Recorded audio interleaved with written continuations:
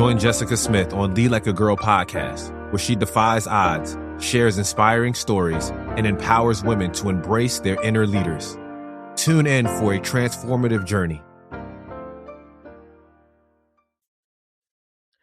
Welcome back to Lead Like a Girl.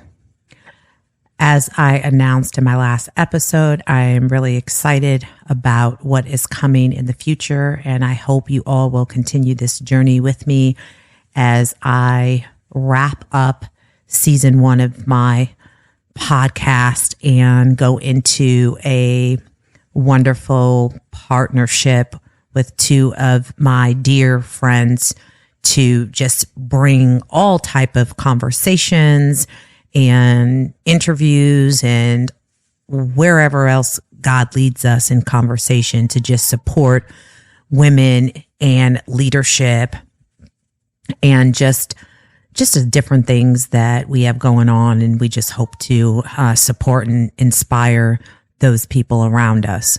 So I want to pick up where I left off on the last episode in my career journey.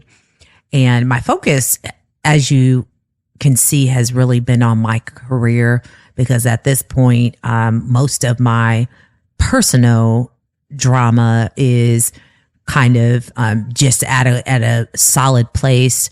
In this point in my story, Will and I are really in a good place. We're growing and developing together as individuals. And most of my challenges and all of the crazy shit is really in my career. So that is why the focus has really been on my story of my career and my journey in corporate America. So I am on the sales support team where I'm a sales engineer, as I mentioned before. And I have made a commitment for the next 2 years to stay in this role. I am doing everything I can to get exposure. And my last episode, I shared how we were ready to pick up and move back to California for a role that things went sideways. And as they say, we decided to go in another direction. So that happened. And again, it was just a blessing in disguise. It didn't feel like that at the time, but I ended up getting another role instead of that one, which opened up many of great opportunities for me. So I'm at this point, I'm in this role. Obviously I'm doing well. If somebody said they, created a whole job for me and I went out for that. So I'm really, making headway on getting the exposure that I need and learning a lot about the automotive industry and the different ways that the company supports different verticals in the automotive industry. So at this point, I am looking for what could my next move possibly be. And I'm doing a lot of strategic planning with my sponsors and my mentors. I had more mentors than sponsors at that time, but I have a group of people and I call them my board of directors over my career.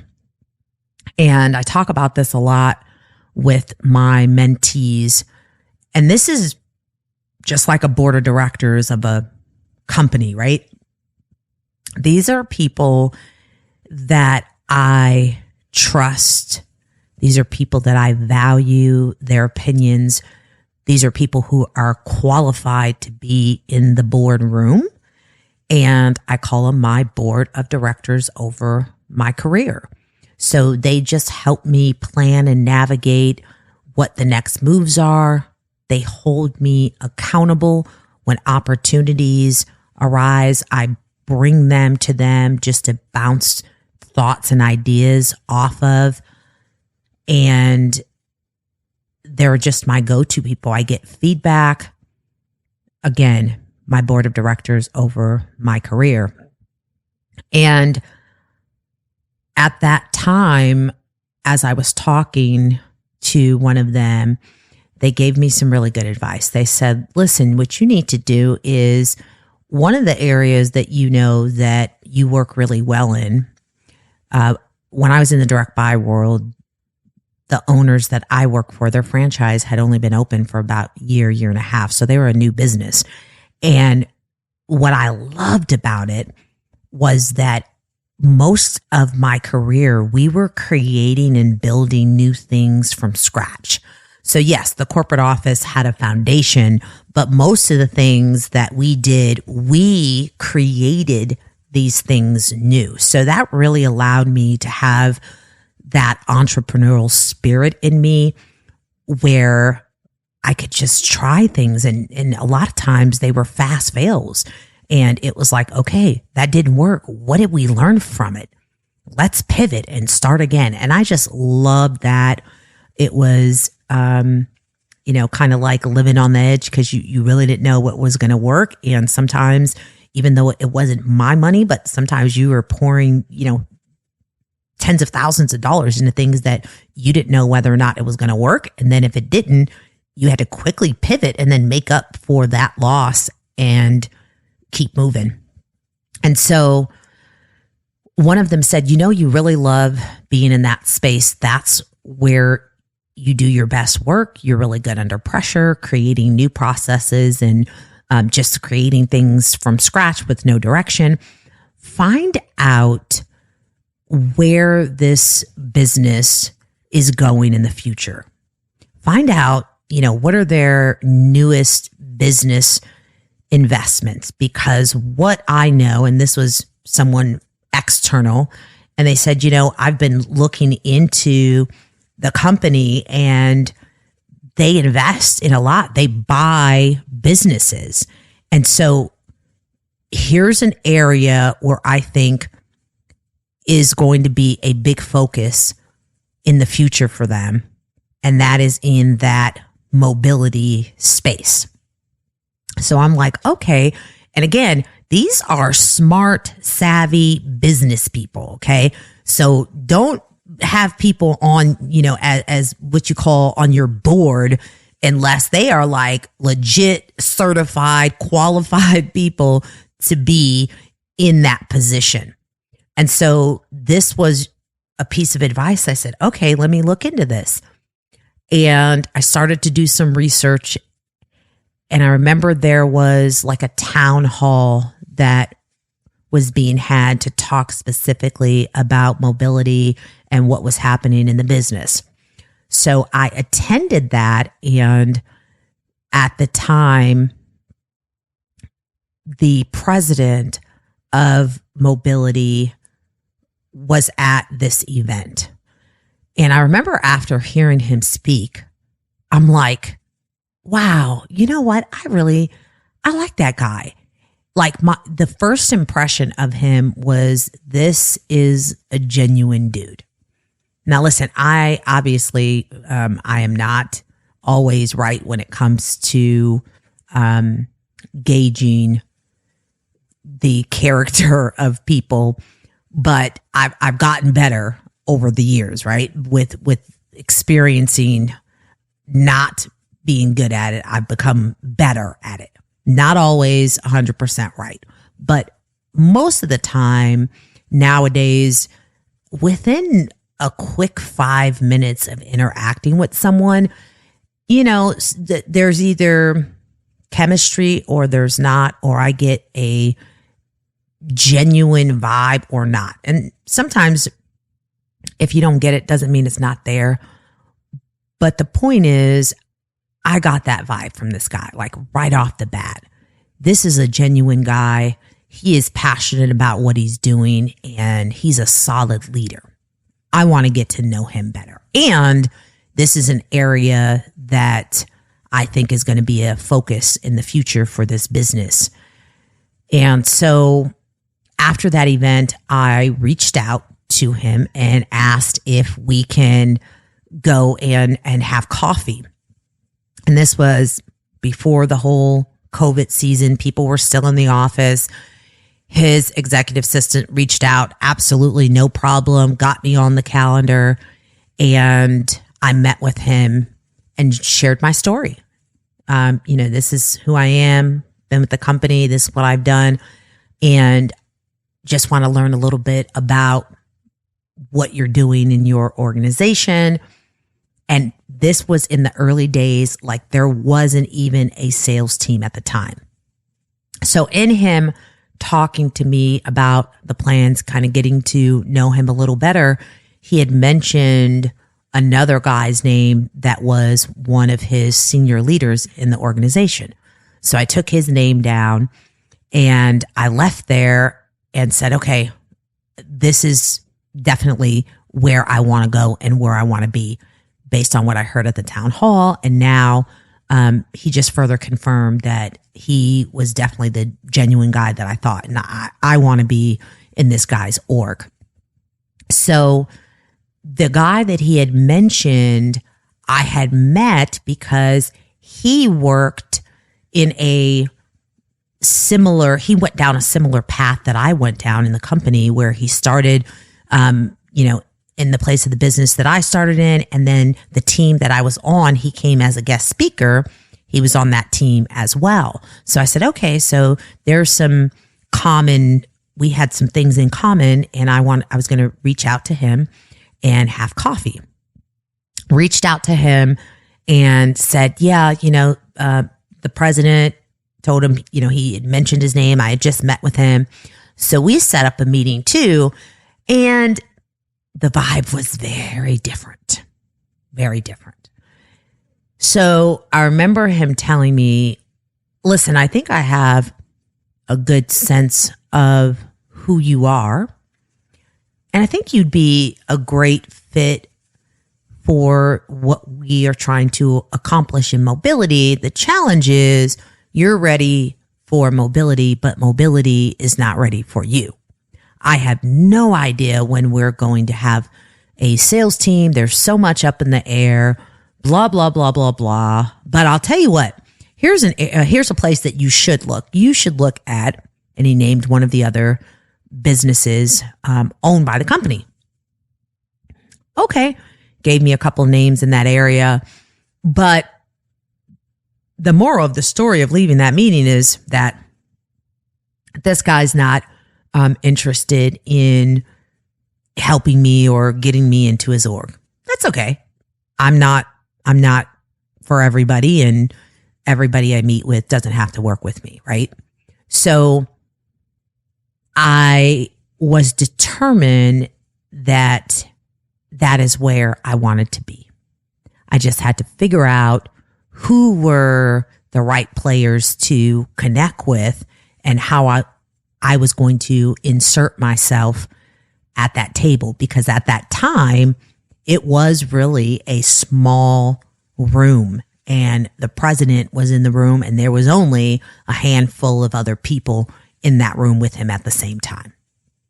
So because I'm also a low-key professional FBI agent / stalker, I'm like, okay, I'm going to figure it out. And I remember I probably still have the notebook where you would think I was some sort of like legit stalker if you saw my notes, where I had the president at the top of the org. I had all of the things that I knew about the organization. I had the key players. I had this guy's name that I met with an X through his name, because it was like, okay, that's not going to be an advocate for you. And I just started to just make a strategic plan based on the people, the places, and things around this org. Because one, that is where I was determined to be. And two, I had a deadline, and it was 2 years, and I was going to make that deadline. And I was running out of time at this point, because now I'm far into that. I don't know, maybe I was not yet a year into this. So I have work to do, right? So I'll never forget, I'm looking on LinkedIn and I happened to see, I don't know if it was I want to say no, it was another event that happened where mobility was, kind of the big topic at hand, right? Because this is the shiny new car in the business. So this particular one, they announced that they have a sales leader. And I was at the event and I'm like, what? It wasn't that long ago where I was just told that, I was ready for mobility, but mobility wasn't ready for me. And we have no idea when we were even going to start a sales org and blah, blah, blah. And lo and behold, here is the first mobility sales leader, which I think was a senior director. But here's the big thing. I'm like, okay. And it's a Black man from outside the organization. Wow. Okay. Now, why is this wow? Because first of all, I know that this is a very sought after role. I know that this part of the business is like making history. It's a big deal. And this company is very big on internal candidates for big roles. So, and by the way, there's not a lot of Black leaders, male or female, at that level in this world as well. So I identify, wow, this is a big deal, but this is my opportunity. Like, wow. So what did I do? I reached out.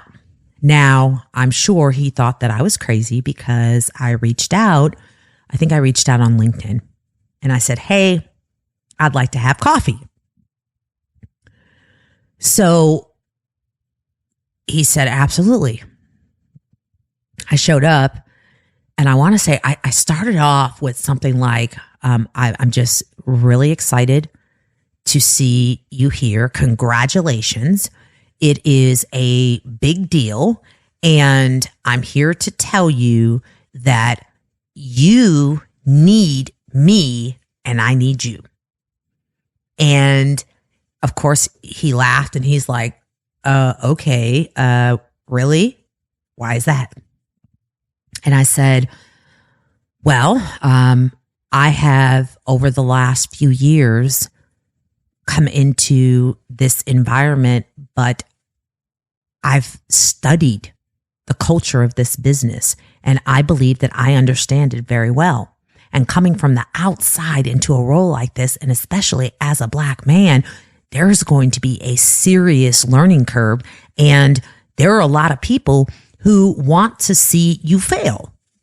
That may sound crazy, but that's just reality. There were a lot of people that were in line for this role, and maybe even a person or two that was promised this role. And here you are, not from the automotive industry, from the outside, a Black male. I don't know about this, but thankfully I am here to help you. He's like, okay. And I said, and you may be thinking, what do I want in return? I said, I am interested in being in this environment and I need a shot. And I'm not in the best position to be viewed as the most qualified person, but I can absolutely do it. And let me tell you why. Let me tell you who I am. Let me tell you what my experience is. And by the end of that conversation, he won't admit it to this day, but I'm sure he's like, oh my gosh, she is, what the hell? She crazy.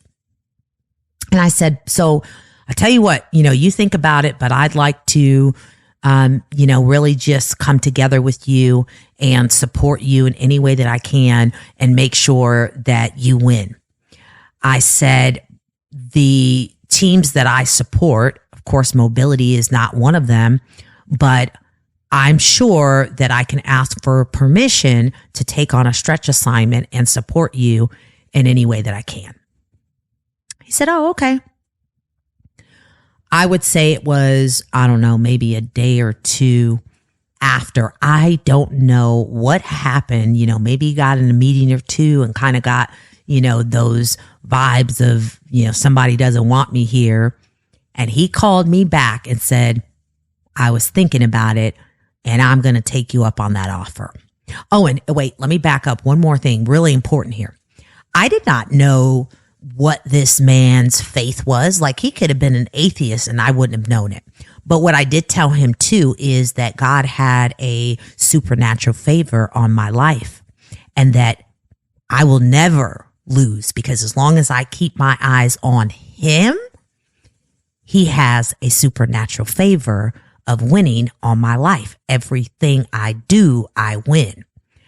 So there was that part. And of course, again, he said, hey, I can dig it. I like it, And so that was kind of it. Again, he could have totally thought that most people, when I have those type of conversations, they're like, okay, she's crazy. She's all the way crazy. So fast forward, he calls me back. I thought about what you said. I'm gonna take you up on that offer. Let's have lunch. Let's talk more. So we get back together and, I just tell him that I want to talk to my manager and I think he was the AVP at the time, and just say, hey, I want to take on a stretch assignment and support mobility on behalf of this team. And I believe that that is going to bring this team great exposure because I'm going to win. And when I do, that's going to bring your team exposure. And so I ended up doing that, pitching it to my leader, the AVP. And of course, they were all over it because they understood that, they wanted to show the value of their team. And this was a really sexy place in the company. It was the future. Everybody was talking about it. They were, and we were not, the team wasn't involved. So the sales leader that I partnered with, within that first week, he says, okay, well, the company just acquired this company, and the two owners of this business that was just bought and the president and the sales leader, we're going to have a meeting tomorrow and I would like you to come. And I'm like, what? I'm thinking to myself, really? Like that? Okay, absolutely. I'm there. So I showed up and they were just having this conversation. And this was a mobile wash and light maintenance company that they had just purchased. And they were talking about the vision for the future and what they thought they could do, and just bouncing off different ideas. I'm taking notes. I'm like super excited. I'm not really saying anything. I'm just listening and taking it all in. But he introduced me, and of course the president already knew who I was because I had already chatted with him. But he introduced me as, she's sales support with the company, and, she's here to support the team, blah, blah, blah. So I'm like, wow, this happened so fast, but I'm in the right direction. And this is the supernatural favor that I'm talking about, y'all. This is like, I'm not in that meeting because I am so great and so wonderful. I am in that meeting because that is God's favor. That's favor. That's that favor ain't fair favor.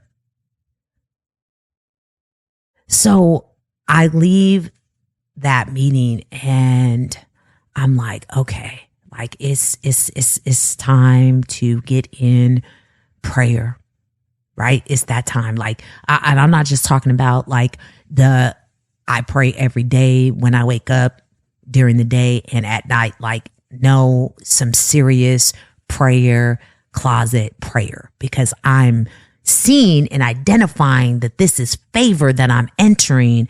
And I'm like, okay, Lord, what do you want me to do here? Because I see this and I want to make sure that I'm aligned, right, to what you want me to do.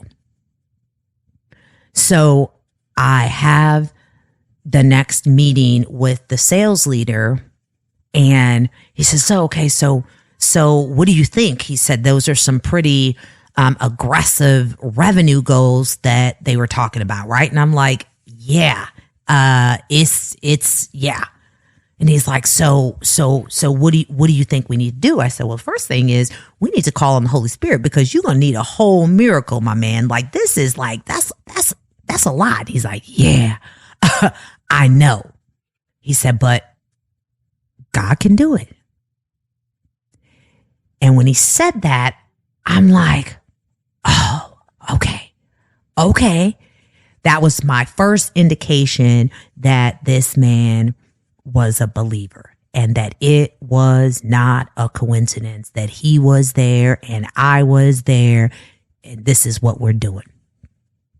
So I said to him, so what do you think? I said, what's your vision? If you think of the craziest thing that you can think of, I mean, what would you like to happen? What do you think we need to do? And he said, I was thinking about this, and it may sound crazy, but you know how the company that does all of the deliveries, they have those Sprinter vans, and there's a lot of them. What would be cool is if we could get those, and that would be our first big account. He said, that would be huge. I said, oh, okay. Yeah, you're right. I didn't think of that. I said, that would be a big win. I said, okay, that's it. It's done.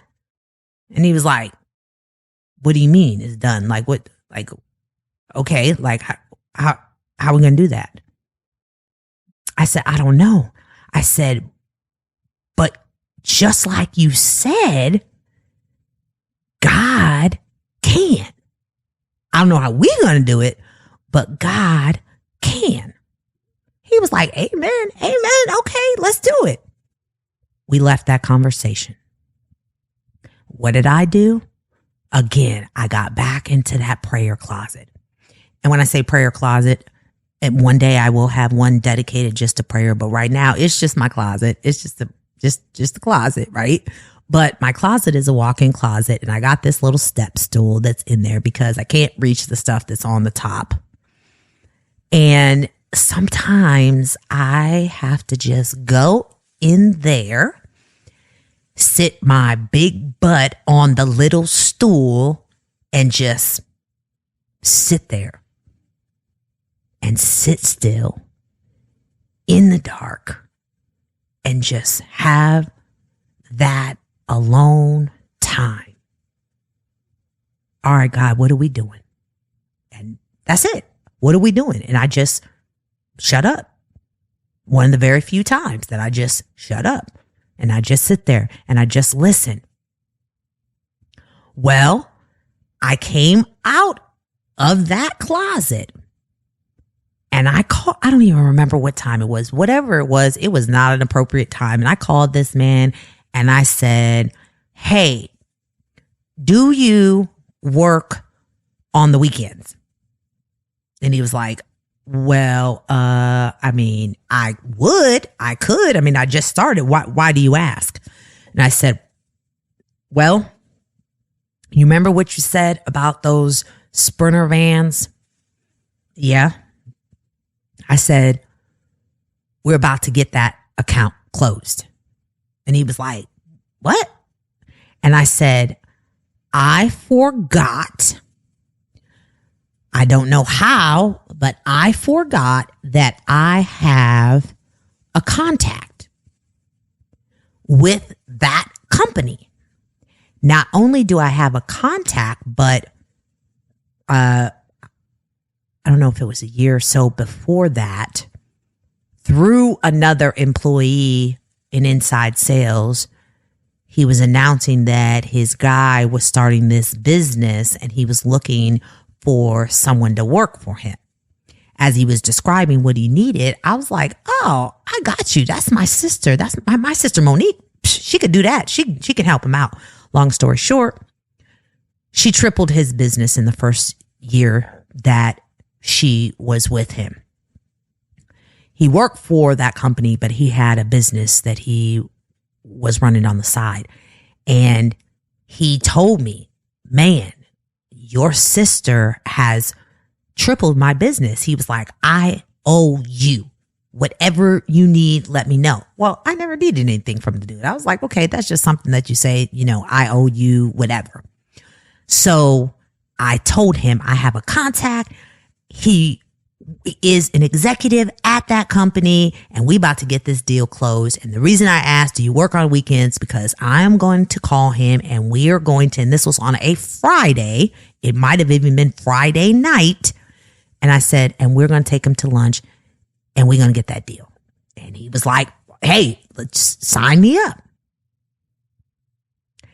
So I left that conversation not even knowing whether or not this guy was going to really answer me or meet, but I called him up and I said, hey, you remember how you said that you owed me?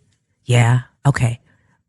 Myself and one of the other senior leaders would like to take you to lunch tomorrow. Are you available? Absolutely. All right. I'll be there. Let's do this. Thank you for tuning in to another insightful episode of Lead Like a Girl. We hope you found today's podcast valuable. If you enjoyed our podcast, please consider subscribing and leaving a review on your preferred platform. Your feedback is crucial in helping us continue to provide high-quality content. If you found the content inspiring, we would like to encourage you to share this podcast with your network. Stay tuned for more inspiring stories and leadership insights on Lead Like a Girl. Until next time, lead with passion and purpose.